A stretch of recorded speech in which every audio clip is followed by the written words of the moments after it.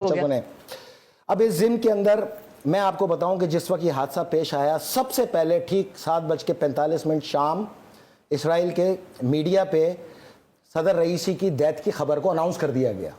इस खबर को सबसे पहले नेतन्याहू ही आगाह था, उसने अपनी कैबिनेट के मशवरे से इसको रिलीज कराया अपने मीडिया के ऊपर। सुबह 5:40 तक दुनिया में एक सवाल उठा इसी मीडिया के ऊपर कि जब ईरान ने इसको फाइंडिंग नहीं दी तुम्हें कैसे पता वो शहीद हो गए।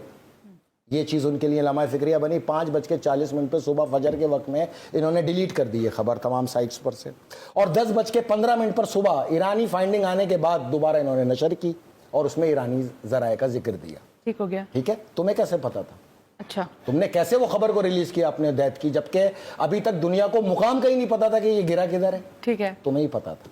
आज़रबाईजान की हकीकत को जानने के लिए मैं आपको बताता चलूं कि आज़रबाईजान की अक्सरियत की आबादी शिया है, लेकिन कंट्रोल टोटल वहां पर मोसाद, CIA और रॉ का है।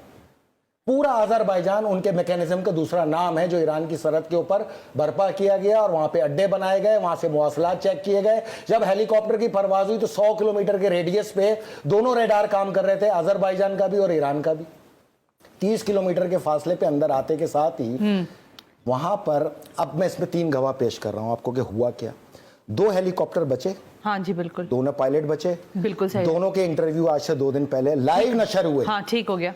सबसे आगे था ईरान के सदर का हेलीकॉप्टर, हाँ, जिसका इंचार्ज कैप्टन मुस्तफी थे, कैप्टन गुलाम हुसैन इस्माइली। हाँ, वो मुस्तफी जो थे वो उनके सदर के जी सदर वाले थे, लेकिन हाँ। जो दूसरे पायलट ने इंटरव्यू नशर हुआ है, उनकी बात नहीं कर रही। हाँ, उनका नाम है गुलाम हुसैन इस्माइली, जो लाइव नशर हुआ है। हाँ बिल्कुल ठीक कह रहे हैं आप।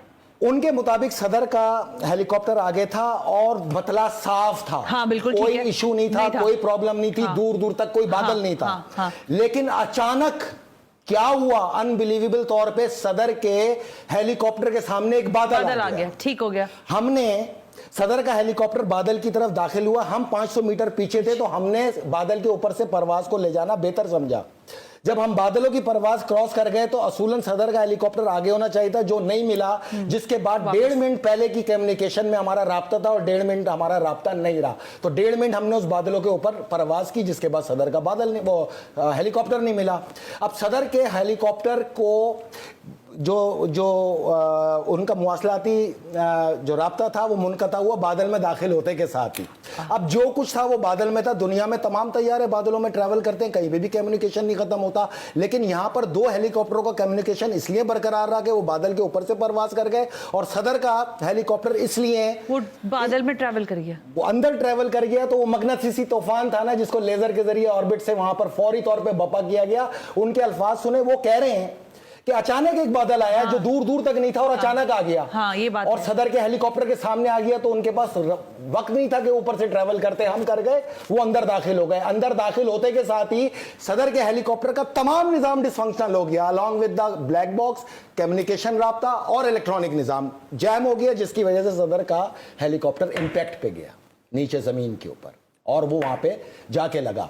नेतन्याहू मिठाई बांटने के लिए, तुम्हें मैं ये बताता चलूं कि अल्लाह ताला बहुत बड़ा है, उसने इस हादसे में भी एक को जिंदा रखा 2 घंटे के लिए। उनका नाम था आयतुल्लाह मोहम्मद अली आले हाशिम, जो इमाम जुम्मा तबरेज थे, जिनका सदारती महल में राब्ता हुआ इस हादसे के बाद गिरने के बाद। जब फोन किया गया उनके नंबर पे तो वो शदीद जख्मी हालत में, उन्होंने 16 से 17 मिनट गुफ्तगू करके तमाम हालात बताए। मैं ज्यादा नहीं बताऊंगा, लेकिन इतना बताऊंगा, ये कंफर्म था कि उनके अल्फाज भी ये थे कि दूर दूर तक कुछ नहीं था, अचानक बादलों का टुकड़ा आया, जिसके बाद ब्लर हो गए सारे शीशे और हमें कुछ नहीं पता फिर हमारे साथ क्या हुआ, और हमने इम्पैक्ट में गए।